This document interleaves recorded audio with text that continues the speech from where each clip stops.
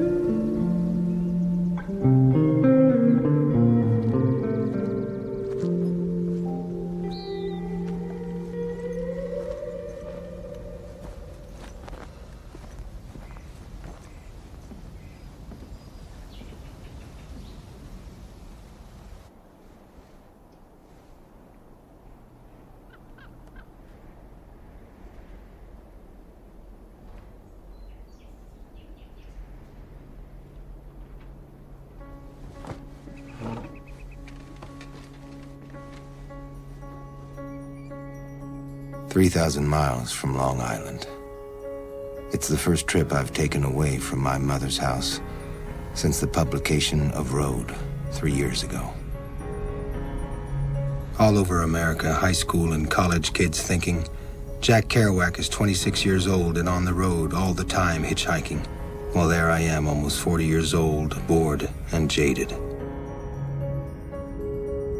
The book that made me famous, and in fact so much so I've been driven mad for 3 years by endless telegrams, phone calls, requests, mail, visitors, reporters, snoopers. I was surrounded and outnumbered, and had to get away to solitude again or die. So Lawrence Ferlinghetti wrote and said, "Come to my cabin in Big Sur. No one will know."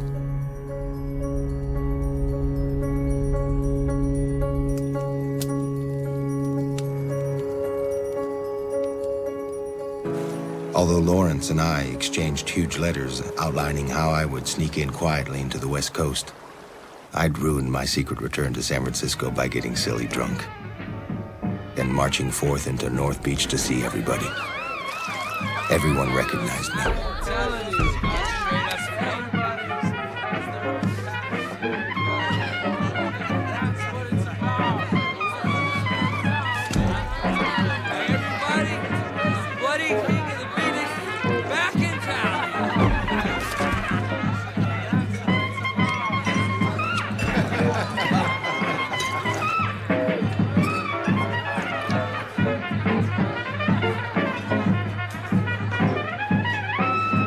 Days of that, including Sunday, the day Lawrence Ferlinghetti is supposed to pick me up at my secret Skid Row hotel and drive me to Big Sur Woods.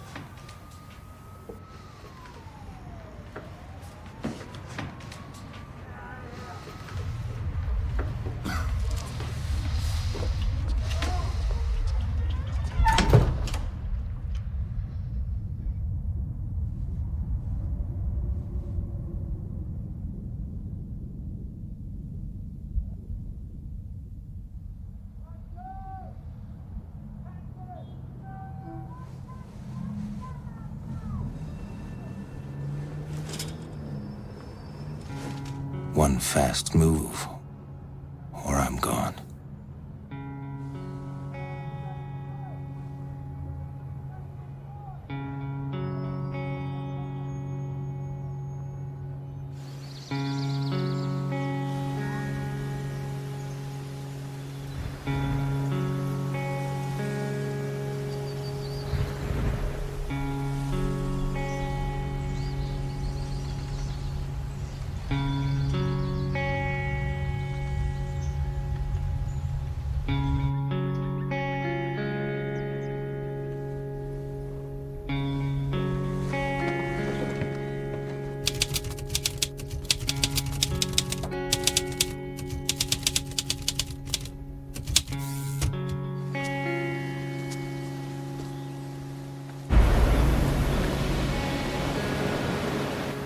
say, am alone, and the cabin is suddenly home, only because you made one meal and washed your first meal dishes.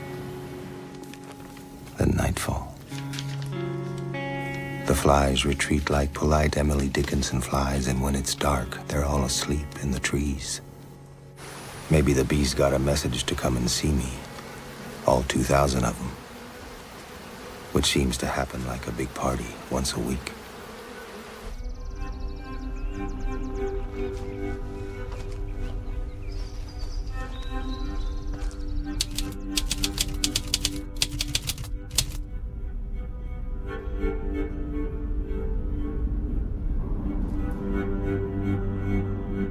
No booze, no drugs, no binges, no bouts with beatniks and drunks and junkies and everybody.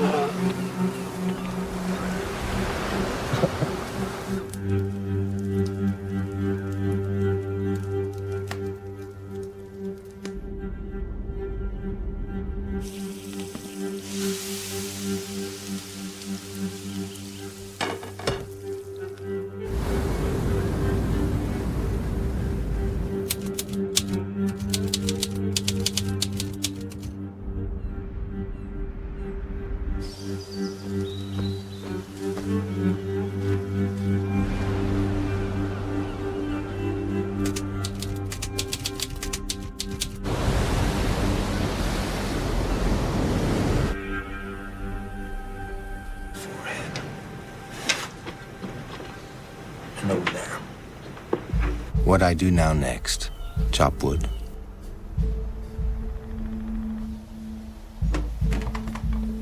Long nights simply thinking about the usefulness of that little wire scour, those little yellow copper things you buy in supermarkets for 10 cents.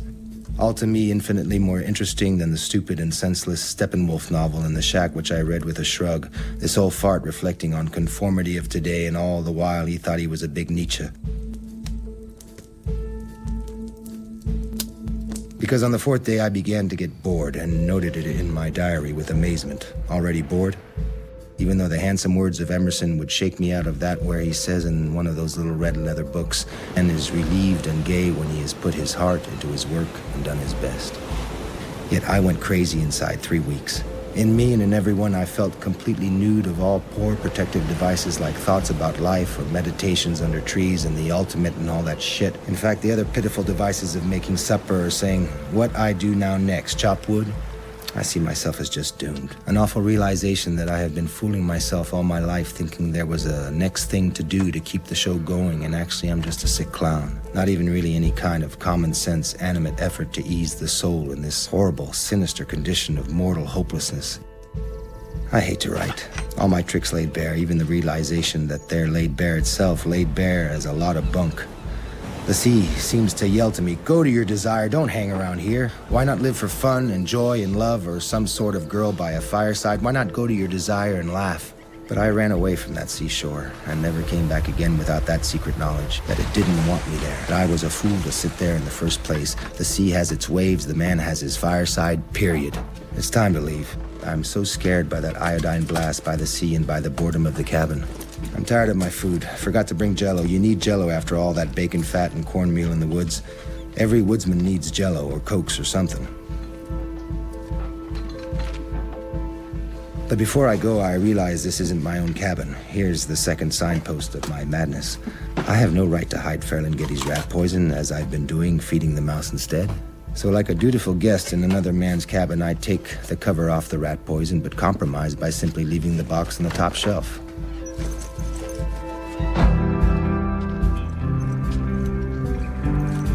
I go dancing off like a fool from my sweet retreat, rucksack on back, after only 3 weeks and really after only 3 or 4 days of boredom, and go hankering back for the city. I figure I'll get a ride to Monterey, real easy, and take the bus there and be in Frisco by nightfall for a big ball of wino yelling with the gang.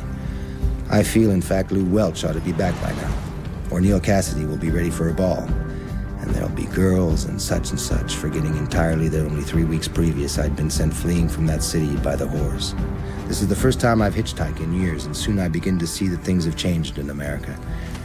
You can't get a ride anymore, but of course, especially on a strictly tourist road like this, or coast highway with no trucks or business. But the tourists, bless their hearts after all, they couldn't know. Only think I'm having a big happy hike with my rucksack and they drive on.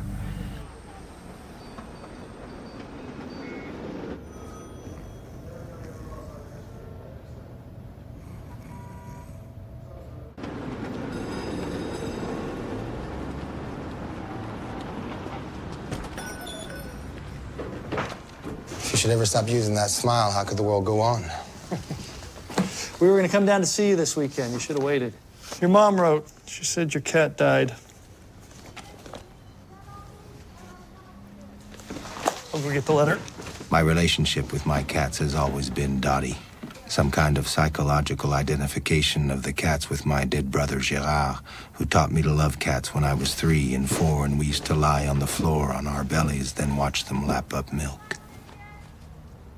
The death of a cat means little to most men, but to me, it was exactly and no lie and sincerely like the death of my little brother. What the hell? Why bother grown-up men and poets at that, with your own troubles? Maybe you should go back to the cabin for a couple of weeks, huh? Or are you just going to get drunk again? I'm gonna get drunk, yes. You can go back soon, huh? Okay, Lori. Did you write anything?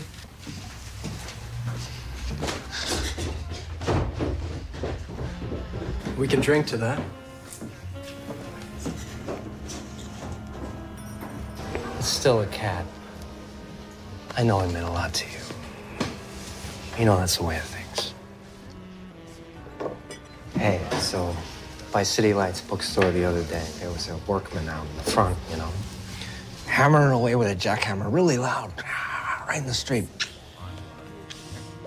And the psychic above Vesuvio leans out the window and he says, "When are you gonna stop making all that racket down there?" And the guy looks up, he says, "You're the psychic, buddy, you tell me." Did you write that? No, I read it in the paper. Herb Cain wrote it. Here's the take.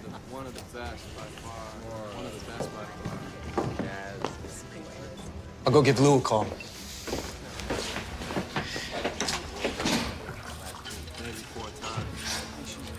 Yeah, Lou, this is Phil. Listen, I'm down with Jack at the bar. Why don't you come down? Old Jack. On the rock. Hey, buddy. Hey.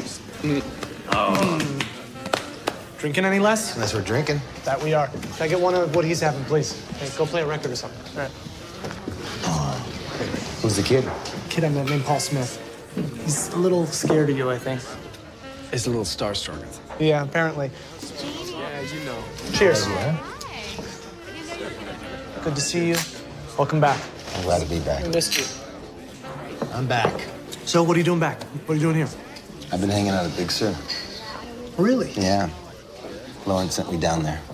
You know, we're in Big Sur. And how was that? Paradise. Thank you. I realized the unbearable anguish of insanity. Big ministers of states, bishops walking around with a dirty behind. How uninformed people can be thinking insane people are happy. In America, they have these racks of dry clean clothes, like you say on the trips. And advertising firms with their neckties and their... Where are you from?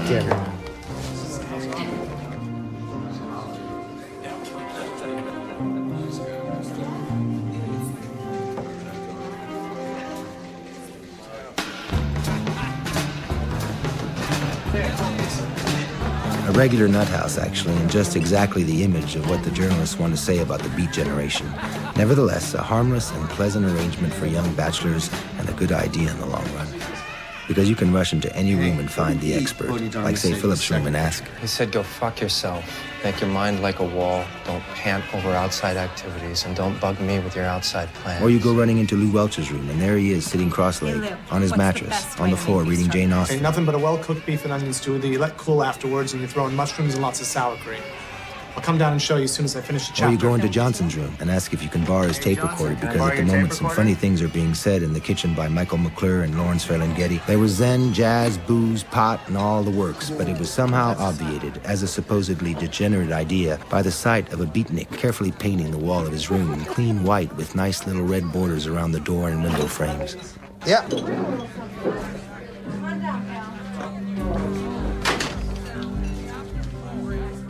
Let's go see Neil.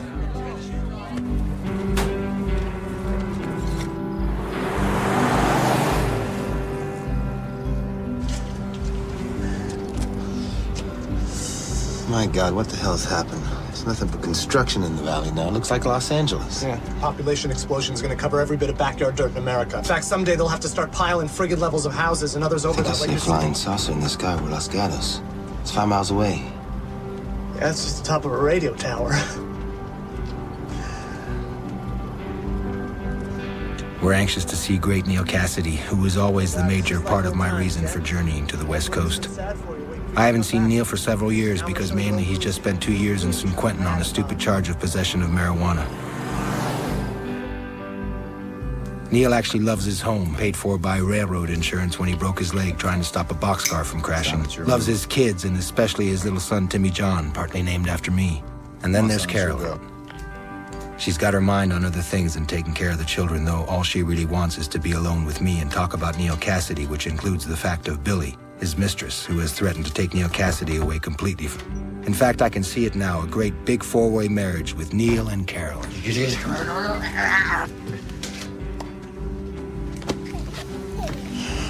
Hi, Carol. Hey, Jack. All right, you guys come by around 1 when the boss leaves and watch me work and keep me company a while, all right, before you go back to the city? Okay? Yeah!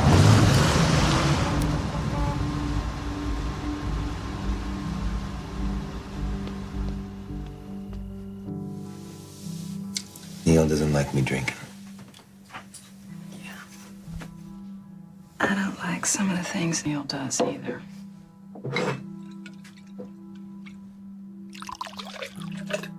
We all have our something.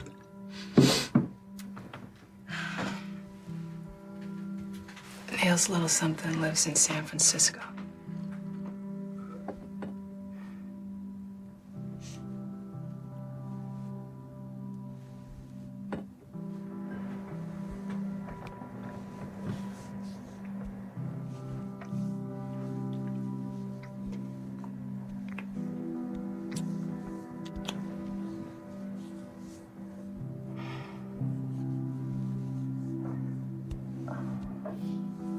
You might as well move in. I'll be your something.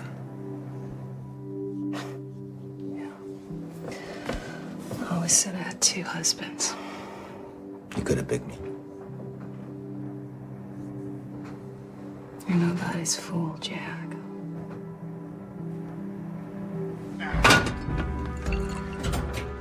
I can see in Neil's eyes that he can see in my own eyes the regret we both feel that recently we haven't had chances to talk like we used to do driving across America. Oh, incoming! Woo! Lou Welch now realizes why I've always loved Neil Cassidy. Expecting to see a bitter ex-con, he sees instead a martyr of the American night in goggles in some dreary tire shop at 2 a.m. making fellows laugh with joy, with his funny explanations, yet at the same time to a T, performing every bit of the work he's being paid for. And then had been re-enlisted in the Army Reserves in active duty for the remainder of the war. Retread. My God, he can do all that, then even explain it while he's doing it. Who wants to give it a try? I'm good. Come on, Jack. We both know a little something about retreading. No, I'm fine where I am. Done! Neil really loves me like a brother, and more than that, he gets annoyed at me sometimes, especially when I fumble and bumble, like with a bottle.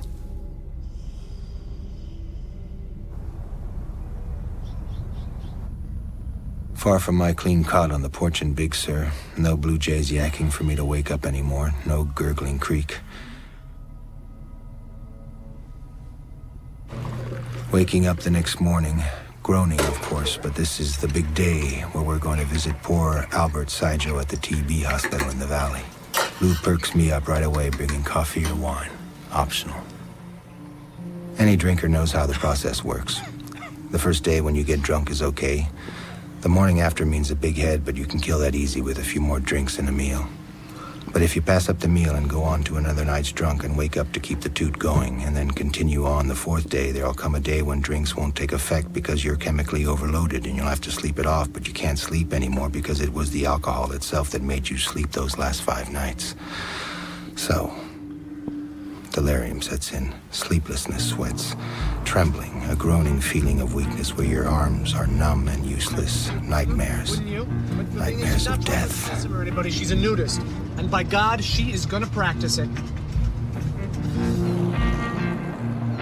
She's a big, beautiful brunette in the line of taste you might attribute to every slanky, hungry sex slave in the world, but also is intelligent, well-read, writes poetry, a Zen student, knows everything, who is in fact just a big, healthy Romanian Jewess who wants to marry a good, hearty man and go live on a farm in the valley. But I can't believe old Zen Master Albert is going to allow his body to die. He's in a bathrobe and looks up at us almost displeased. He sighs and the expression on his face says, "Well, so you've come to see me because I'm sick, but what do you really want?" Hey, you're gonna be all right, Albert. I don't know. I guess all that Dharma talk about everything is nothing is sinking in my bones. He really means I don't care. And always warm and courteous with me, he now hardly pays in a bunch of ragged beatniks. Do you remember those dancing girls in St. Louis? Poor Candy. How about the nurses here, huh? They hot? There's one. But Albert doesn't care anymore. And anyway, it's time to leave. The other kids are all back at the car wondering what's keeping me. What's keeping me is that I know Albert will get better and live and teach the joyful truth. And Albert knows I know this. That's why he's playing the game with me. The magic game of glad freedom, which is that Zen, or for that matter, the Japanese soul, ultimately means I say. And someday I will go to Japan with Albert, I tell myself. Because I've heard the supper bell, right? And knowing Albert's fantastic appetite, I don't want to hang him up. Though he nevertheless does one last trick.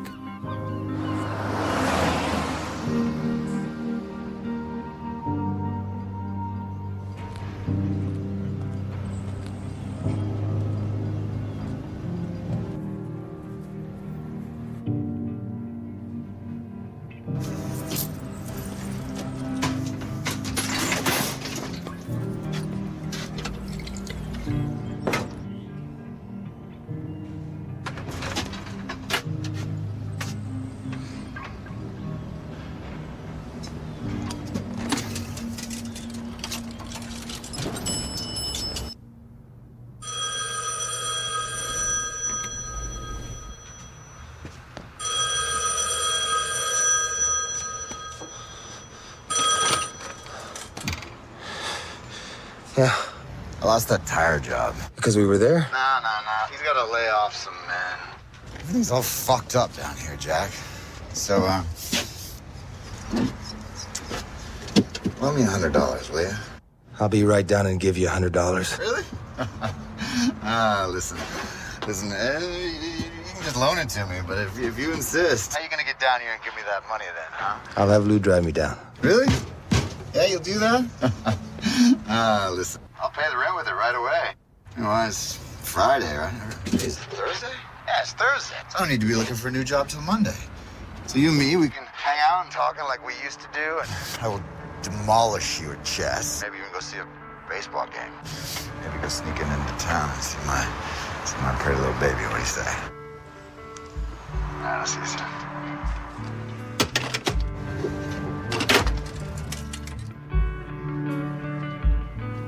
I ask Lou, and yes, he's ready. And yes, he's ready to go anytime. He's just following me like I often follow people myself, and so off we go again. The idea suddenly comes to me for Lou and me and Neil to go to the cabin and spend a big, quiet, crazy weekend. But when Ferlinghetti hears this, he'll come too. In fact, he'll bring his little Chinese buddy, Victor Wong.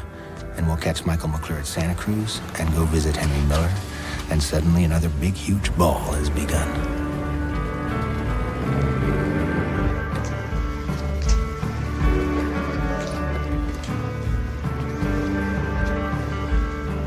I'll just spend a couple days with Jack and the gang and look for a new job Monday.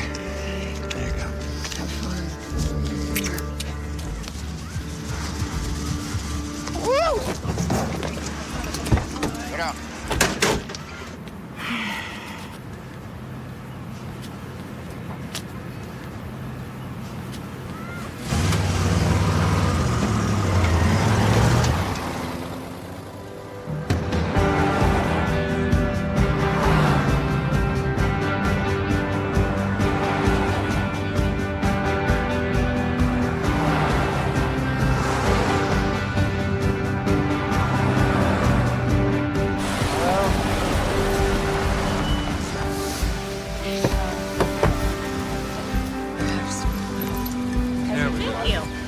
I'm talking about us or anybody in particular.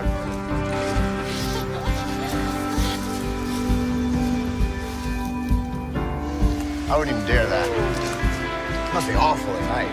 Reminds me of the old Colorado, by God. It's like they say, it's like a cathedral of redwoods. This is the kind of place where you should really be alone, you know? Such a sad sweetness in those trees. Though yelling would insult them.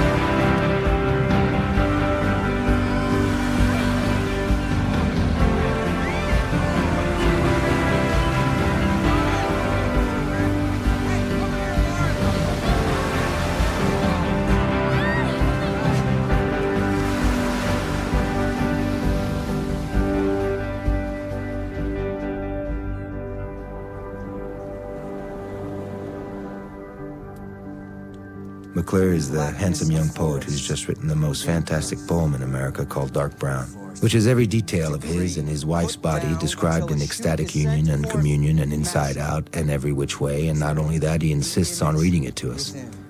But I want to read my sea poem too. Polemics, let me be a torch to myself.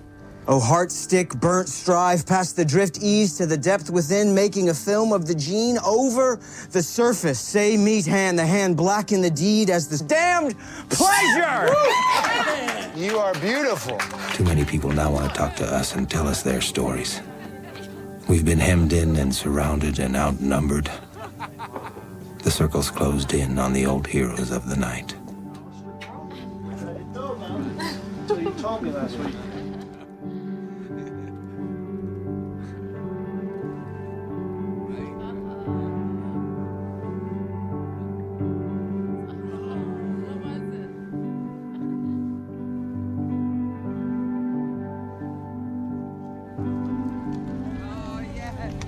I've gotten the idea in my head. I'm the leader of a guerrilla warfare unit, and I'm marching ahead, the lieutenant giving orders.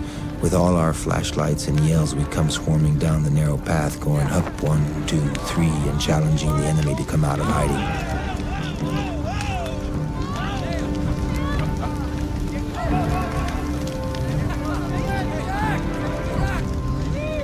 The night ending with everybody passing out, exhausted on cots. In sleeping bags. Outside, McClure goes home with wife. Victor and I, by late fire, keep up yelling spontaneous questions and answers right till dawn, like.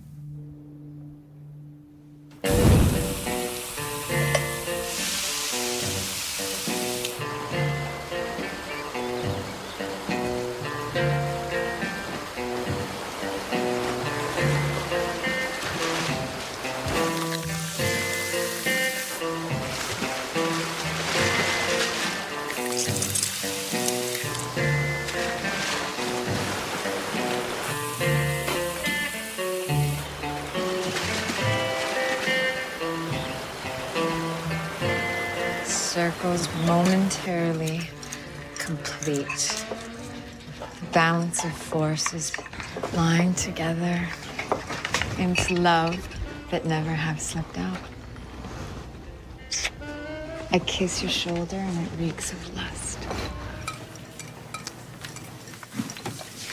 Well, Jack, I didn't get a chance to talk to you yesterday or last year or even 10 years ago when I first met you.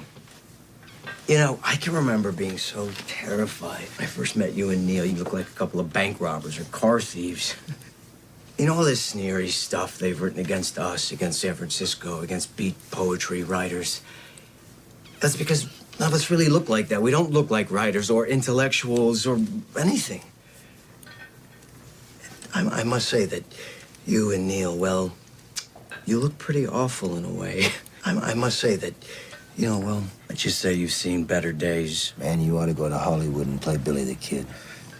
What I'd rather do is go to Hollywood and play Rimbaud. Well, you can't play Gene Harlow. You know what I really want? I want to get Dark Brown published in Paris. So, if ever possible, I don't know, a word from you to Guillemard or Gir Dias, it would help. I don't know. You know, when I first read your book of poems, Mexico City Blues, I turned around and I started writing completely differently. Everything changed, man. That book, it enlightened me. But it's nothing like what you do. In fact, it's miles away. I'm a language spinner and you're an idea man.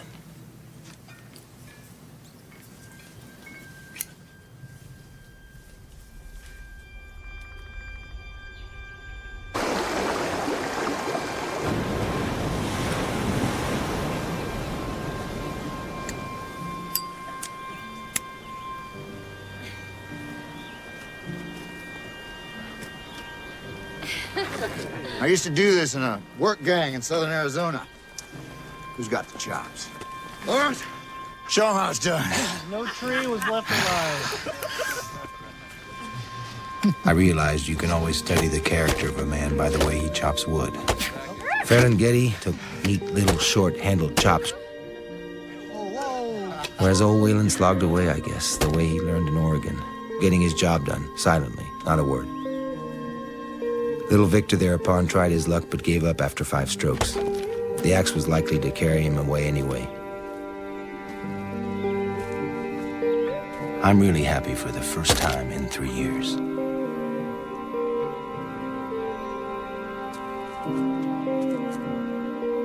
Then Lou Welch demonstrated with big, easy strokes, and in no time we had 5 huge logs to use.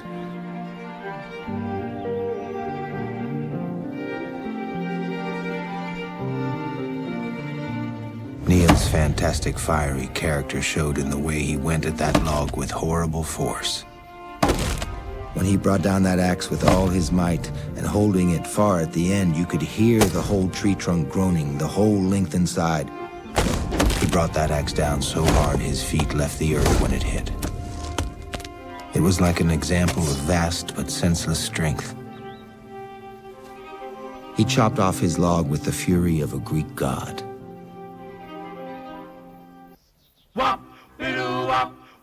Now it was time to get in the cars. McClure had re-arrived, and we go driving south down the coast highway to a hot springs bathhouse down there, which sounded good to me at first. The boys reassure me the hot springs bath will do me good.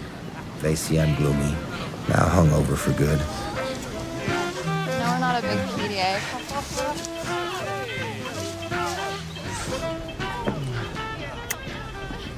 Look, there's a dead otter down here.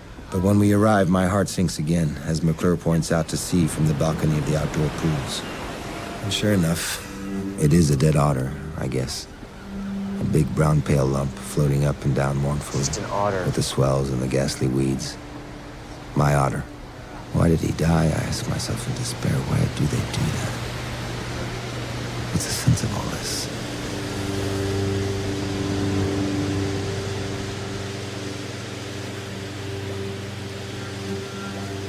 I borrow McClure's yellow bathing suit and get in. It's very typical of me and Neil that we won't undress in this situation. We were both raised Catholics, supposedly the big sex heroes of our generation. Not to mention that when somebody informs me this bathhouse is owned by the young writer Kevin Kudehi, whom I knew very well in New York, I ask one of the young strangers, where's Kevin Kudehi? He doesn't even deign in reply, thinking he hasn't heard me. I ask again, no reply, no notice. I ask a third time. It all adds up to the confusion that's beginning to pile up in my battered drinking brain anyway. The constant reminders of death, not the least of which was the death of my peaceful love of Bixby Canyon, now suddenly becoming a horror.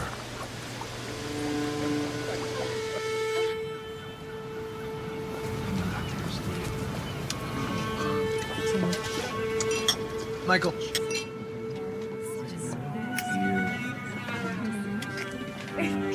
Cheers. To you? All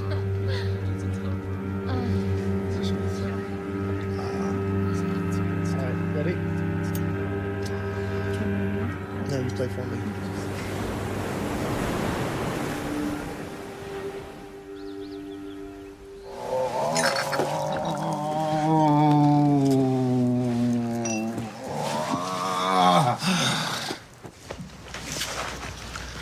Hey, morning. It looks like everybody else took off. Is it all right if I stay? I couldn't think of any way to reject his request in a harmless way, so said yes. I mean, hey, I don't really have a ride, so. So when they all left, suddenly I was alone with this mad beatnik kid singing All I Want to Do Is Sleep. You want some salami? I mean, hey, I don't really have a ride. But I've got to make the best of it and not disappoint his believing heart. Because after all, the poor kid actually believes that there's something noble and idealistic about this beat stuff. And I'm supposed to be the king of the beatniks. The dead mouse. Whoa. Hey, you gotta watch out for snakes, huh? You never can tell which kind it's gonna be.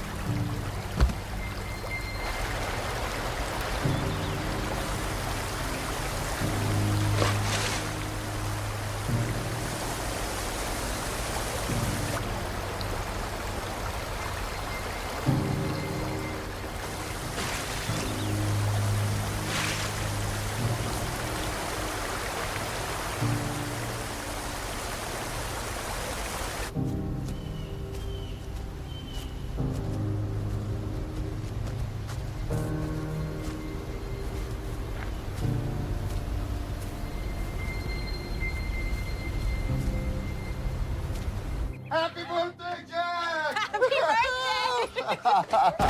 Oh, I have good news for you. I brought Carolyn and Emily and Gabby and Timothy because all of us are so grateful and glad because your $100. I have the most fantastic story to tell you.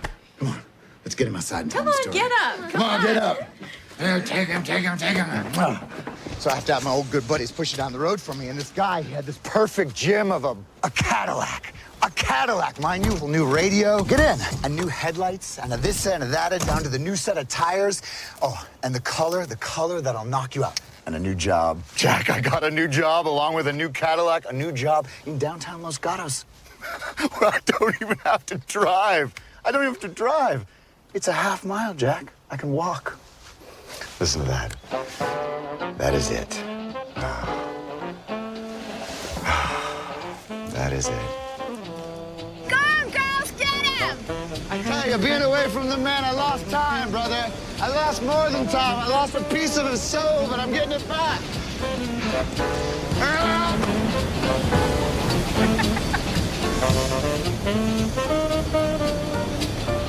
Neil has got to learn to control the enormous forces that run inside of him.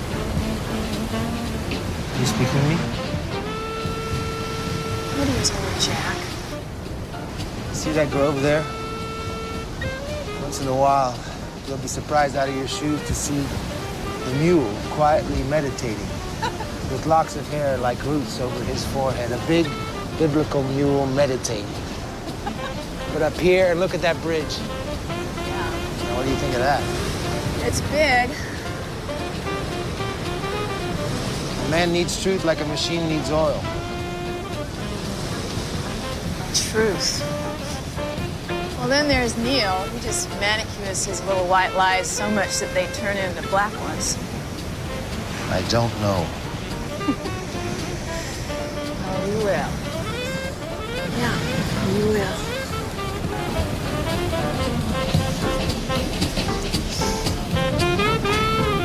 All right.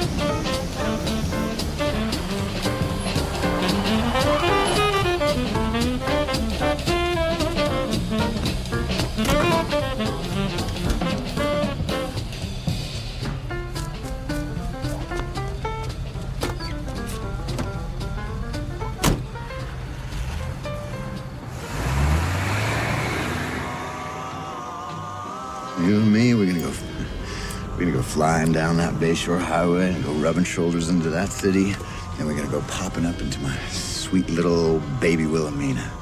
And I'm gonna leave you two little lovebirds days on end alone so you can just live and enjoy that gone little woman, because I tell you, I want her to dig every possible thing you have to tell her about what it is that you know. You hear? Because she's my soulmate, my confidant, my mistress, and I want her to learn, to be happy. What'd she look like?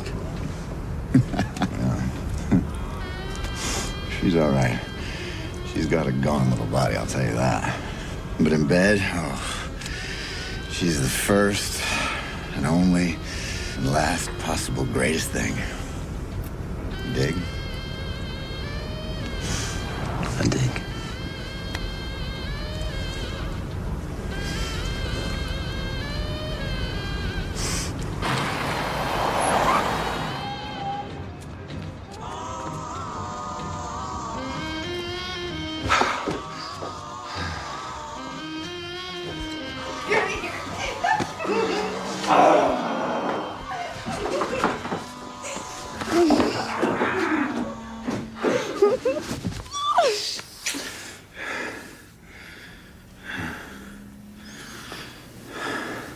It's Lucien.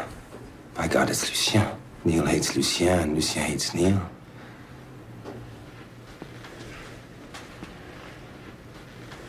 You look like Lucien, but you're not Lucien. On top of that, you're a woman. How goddamn strange.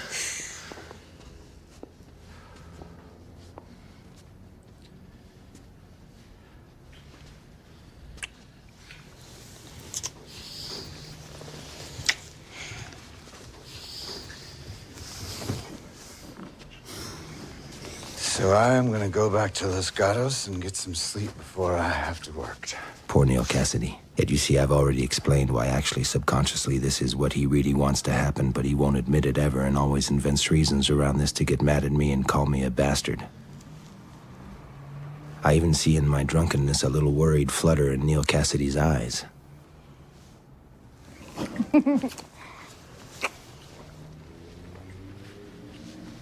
I'll come back tomorrow.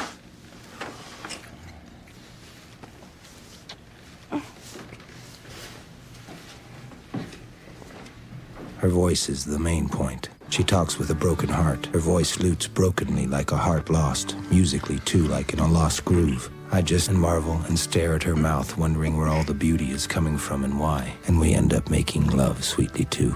A little blonde, well experienced in all the facets of lovemaking. Why is it dark outside? Why did the sun shine yesterday? Doesn't he bother you with all these questions? He's one of the weirdest persons I've ever met. I answer him because I may be missing his next question. Everything he asks me and says to me represents something important about the absolute I may be missing. He has large, liquid brown eyes, very beautiful, and he hates anybody who comes near his mother and keeps asking her questions constantly. What do you mean about the absolute? You yourself said everything is the absolute. But of course she's right, and I realize that in my dirty old soul, I'm already jealous of Elliot.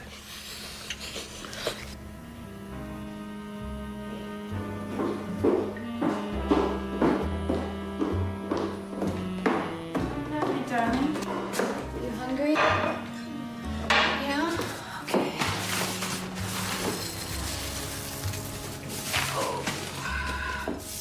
Here we go. Lots and lots of milk, right?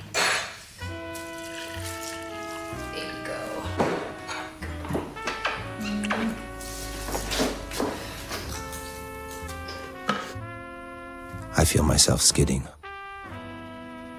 At night, Billy comes home, and we pitch into love again like monsters who don't know what else to do, and by now I'm too blurry to know what's going on anyway, though she reassures me everything is all right. We're already going to get married and fly away to Mexico in a week. In fact, I can see it now. A great big four-way marriage with Neil and Carol.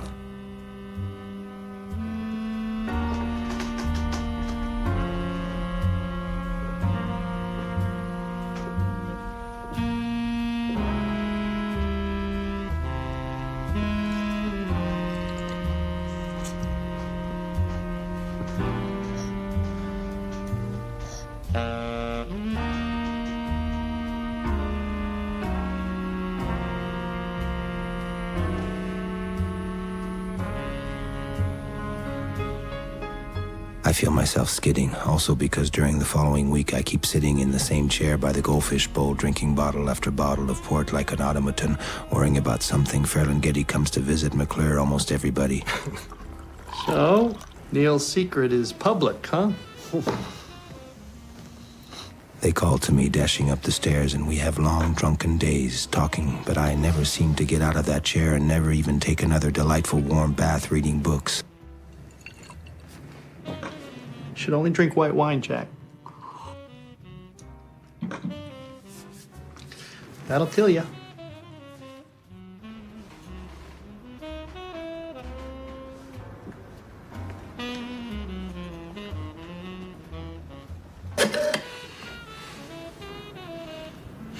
Are you gonna come back and get me here? I'm feeling like I'm hiding the weapon. Have you heard about that? There's this strange group of beatniks, or whatever, and they wear the most dandy clothes, you know. Or they'll turn around and have these fancy pants, unpressed, of course, with torn sneakers. Jack, you know what Lenore and I did the other day? We went and saw The Wizard of Oz. Lenore, after the movie, thought it would be fun if we maybe had sex with a midget or something, or a munchkin, or, you know. I don't know, though. I've never had sex with a midget or a munchkin. You know what's freaking me out of those fish? I don't understand that their world is so small. It's just right in there, and then they can't really go anywhere, and their world is just encompassed in this little space. Do you ever think about that? I think about that a lot. I think that their world is so small and our world is so big, but our world is getting smaller too, because now Hawaii is a state and Alaska is a state. We went from 48 to 50, and soon what I think is going to happen.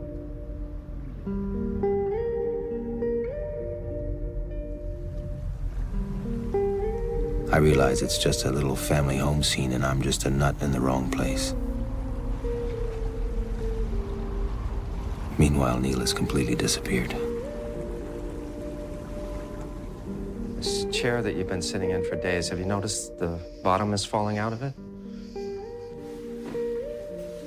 Jack, you need some sleep.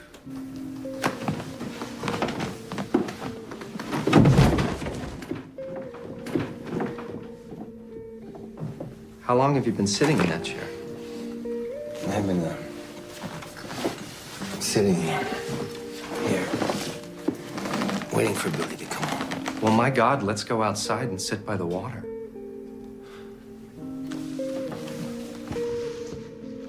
Only if we get another bottle.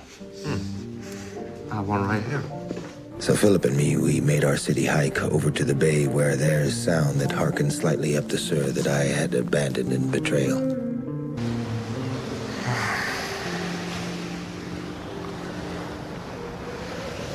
Oh, Philip, I'm sorry I ruined our day by sleeping like this.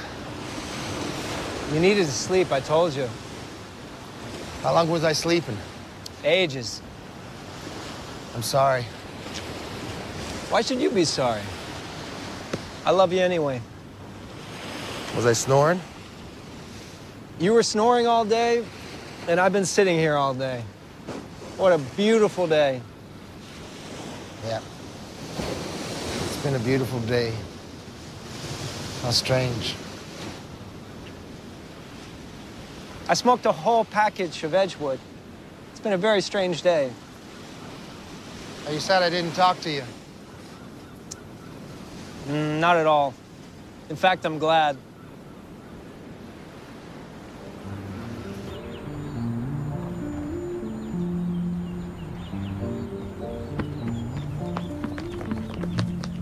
watching life.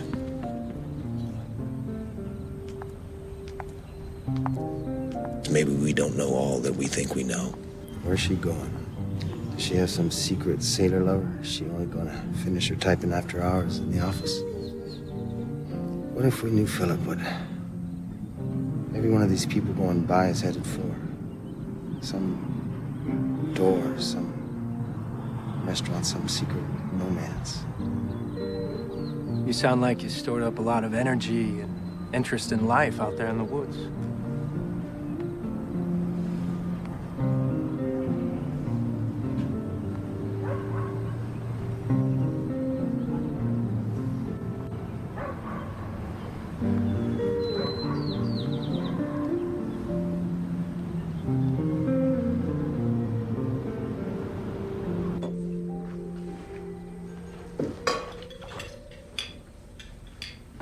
What did you do all day?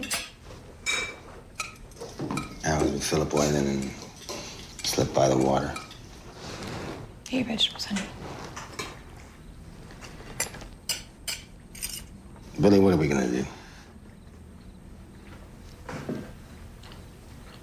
We'll get married and fly to Mexico with Elliot. Billy, I don't want to get married, I'm afraid. I want to go home and die with my cat. Jack? What have I done wrong?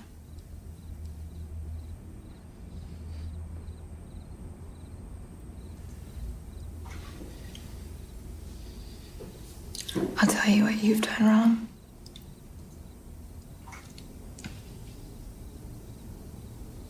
You withhold your love from a woman like me.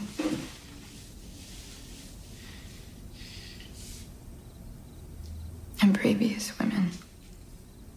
And future women like me. Jack.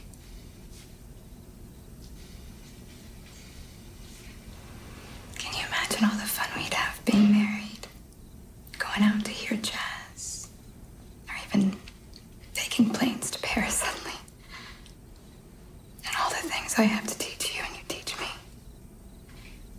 I'm a creepy, strange guy you don't even know. Yeah. Creepy. Strange. Guy. I love.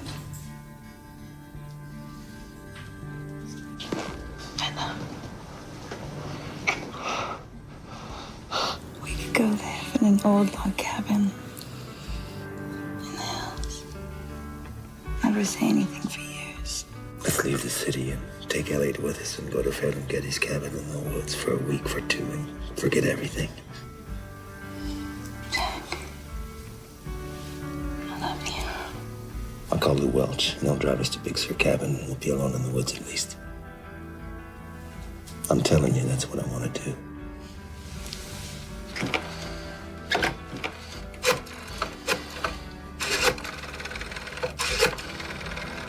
Hello, Lou. There you are. Know what I'm calling you about? Listen, pal. Take that big brunette Lenora, that Romanian madwoman, and pack her and Willie and come down to Billy's here and pick us up. We'll pack what you's en route, honey's on, and we'll all go spend 2 weeks of bliss in Ferlinghetti's cabin. What's the purpose of all this? Just to see you, and we can talk about purposes anywhere.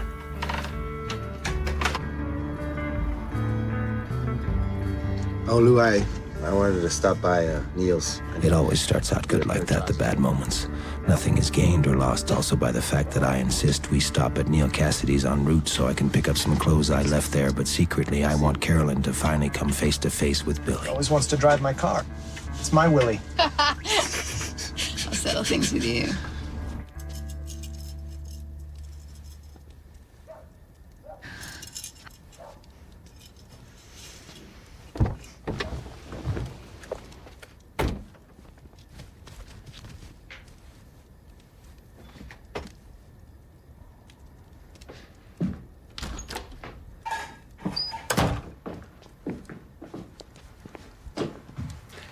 Billy's out in the Jeep.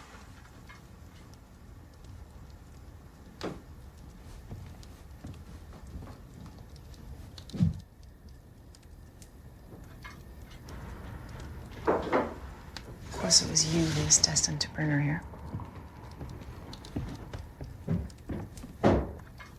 What's Neil so worried about? Oh, you're just spoiling all his chance to be real secretive. He hasn't come and seen us for a whole week. That's in a way what happened. Just let me stranded there. Well, why don't you bring her in?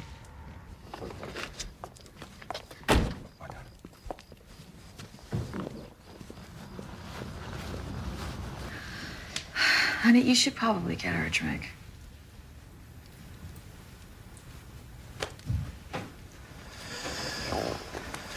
What can I get you to drink? The usual. It's fine.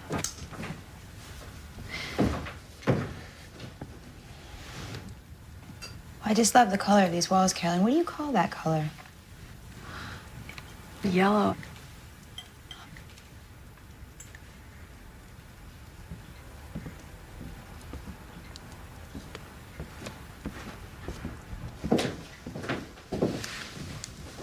Carolyn, did you know that Billy has a lovely little boy called Elliot? No. Asks a whole bunch of questions. Really charming.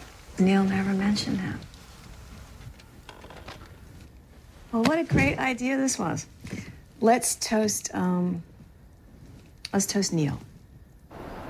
Across the meadow and back to the haunted cabin. I begin to feel extremely low as soon as last night's alcohol wears off. I can't chop wood for fear I'll cut a foot off. I can't sleep, I can't sit, I can't pace. I keep going to the creek to drink water till finally I'm going down there 1,000 times, making Lou Welch wonder as he's come back with more wine. I'm hungry. Lou is hungry. Are you starving? I'm Lou is starving. What should we eat? I got an idea. What? I am now gonna go out surf casting for a rad bag of fish for a marvelous supper. Lenore, you get a salad ready and whatever else we need you can think of. Oh, No. We're gonna leave the two of you alone now, okay?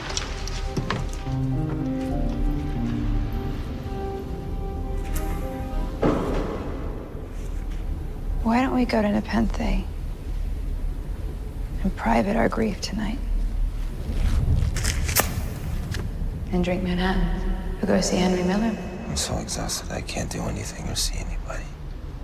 Already feeling awful guilt about Henry Miller anyway, we've made an appointment with him about a week ago, and instead of showing up at his friend's house in Santa Cruz at 7, we're all drunk at 10 calling long distance, and poor Henry just said, "Well, I'm sorry I don't get to meet you, Jack, but I'm an old man, and at 10 o'clock it's time for me to go to bed. You'd never make it here till after midnight now."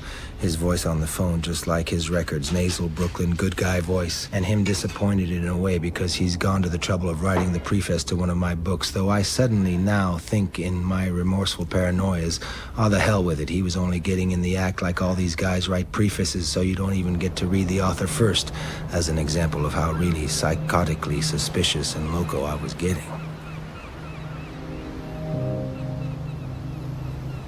I'd begun to realize in my soberness that this thing had come too far, that I don't love Billy, that I'm leading her on, that I made a mistake dragging everyone here, that I simply want to go home now that I'm just plumb sick and tired, just like Neil, I guess. I suddenly wonder if she's going to horrify the heavens and me, too, with a sudden suicide walk into those awful undertows. I see her sad blonde hair flying, the sad, thin figure, alone by the sea, the leaf-hastening sea. "You were my last chance," she said, but don't all women say that? Can it be I'm withholding from her something sacred, just like she says? Or am I just a fool who will never learn to have a decent, eternally minded, deep-down relation with a woman and keep throwing that away for a song and a bottle? Ladies and gentlemen, what we are having is a sacrificial banquet with all kinds of goodies laid in a regal spread around one little delicious fish so that we may pray to that fish and take tiny little bites. Now, there's only about 4 bites apiece, okay?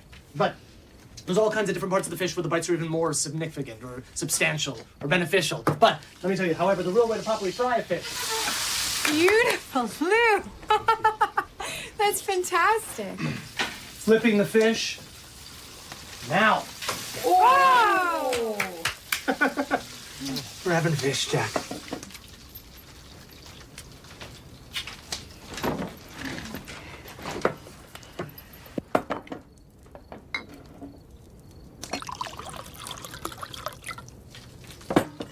Here you go, Jack.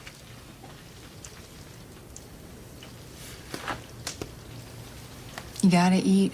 Jack, I whispered love into every orifice of that bite. Oh, Lou, that looks beautiful. Thank you.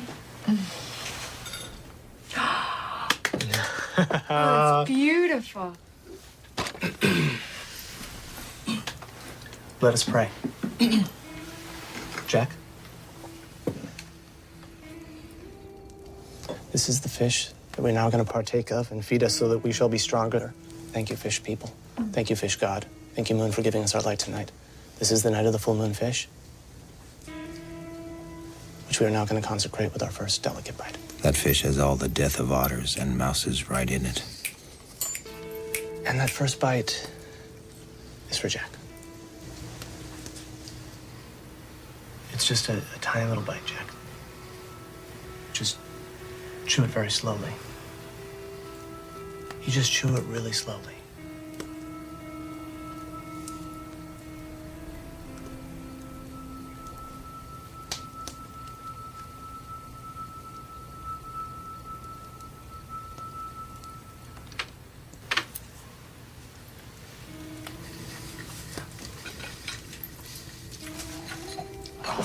Oh, I'll have that. Okay. If I try to turn over, the whole universe turns over with me. It's no better on the other side of the universe.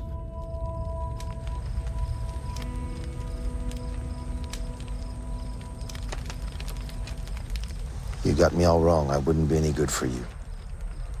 I know that now. You're just tired of life and you want to sleep. And in a way, that's what I want to do too, only I've got Elliot to worry about. I take both our lives and solve that.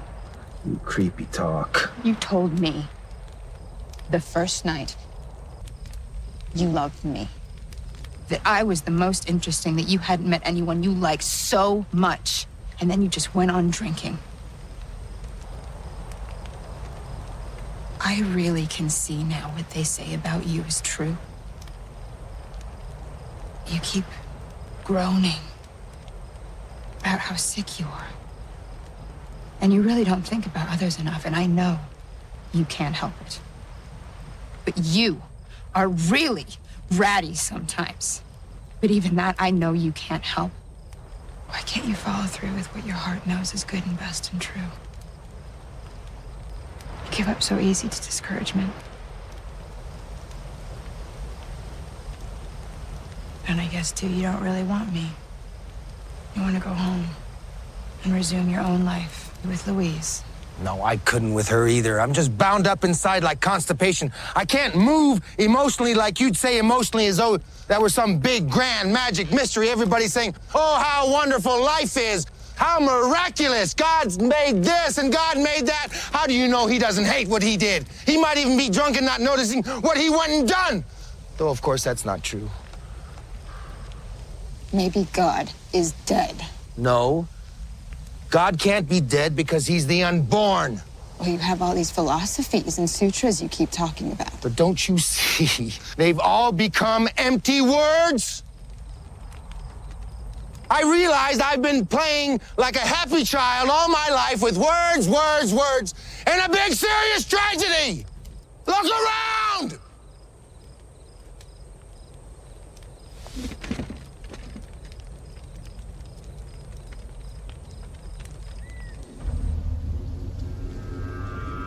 I've never screamed in my life. It's the first time I'm not confident I can hold myself together no matter what happens. The devils come after me tonight. The creek will give me water that will clear away everything.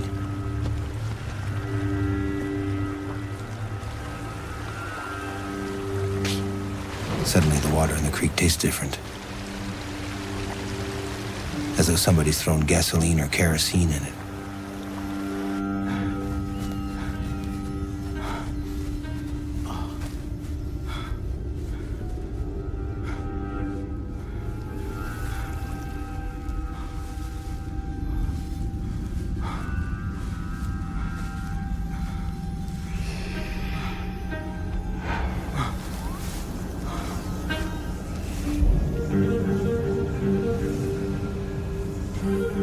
unbearable anguish of insanity. There's a tightening around the head that hurts. There's a terror of the mind that hurts even more.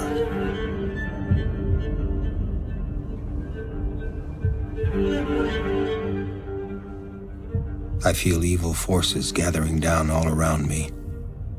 From her, the kid, the very walls of the cabin, and the trees.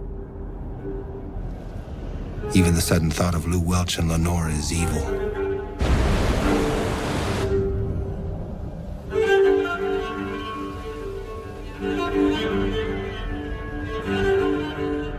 They're all coming now.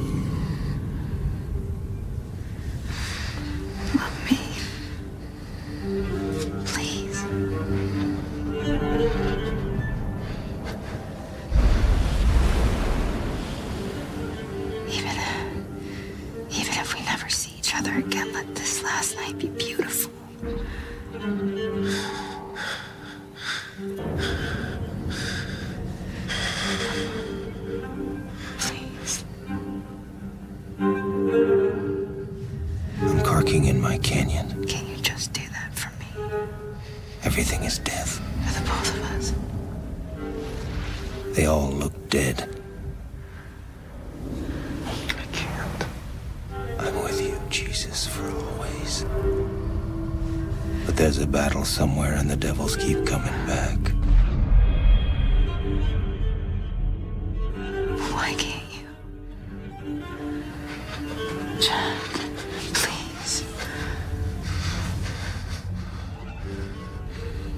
I see the cross. It's silent. It stays a long time. My whole body fades away to it.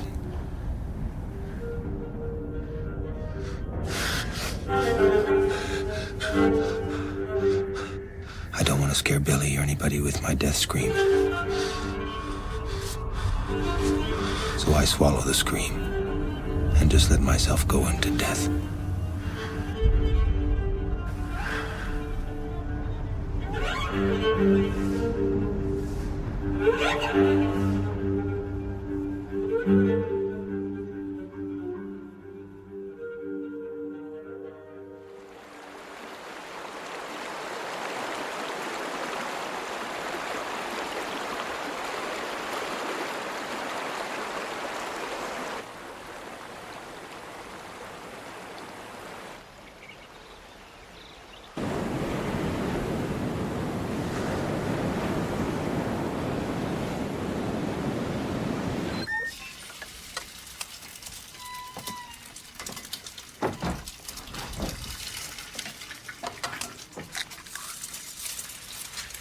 I can't possibly stay here another minute. You gotta drive us all back to town.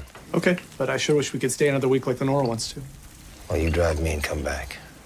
I don't know if Lawrence would like that. We already dirtied up the place aplenty.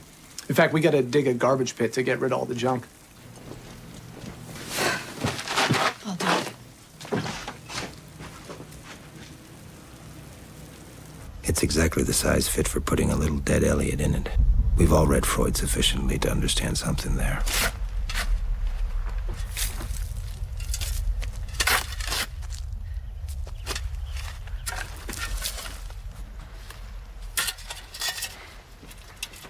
You want to finish the job yourself? What do you mean? Well, I said I'd dig the garbage pit, and I've done that. Aren't you supposed to do the rest?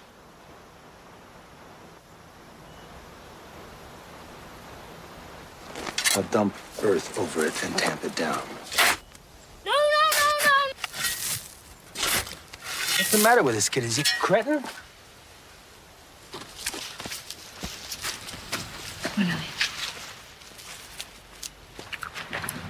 Jack. You are so fucking neurotic.